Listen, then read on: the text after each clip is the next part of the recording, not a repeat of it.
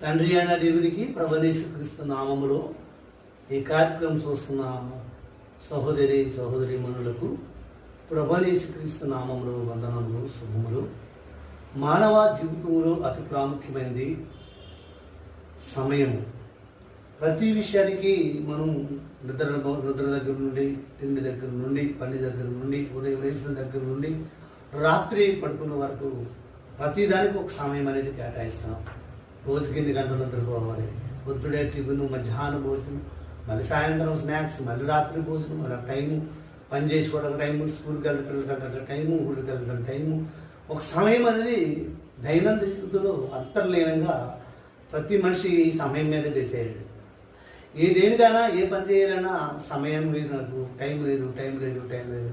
ఎక్కడైనా ట్రైన్కి వెళ్ళాలనుకున్నప్పుడు గంట ముందు వెళ్ళిపోతున్నారు, స్కూల్కి వెళ్ళినప్పుడు గంట ముందు వెళ్ళిపోతున్నారు, లేదా డ్యూటీకి వెళ్ళాలన్నప్పుడు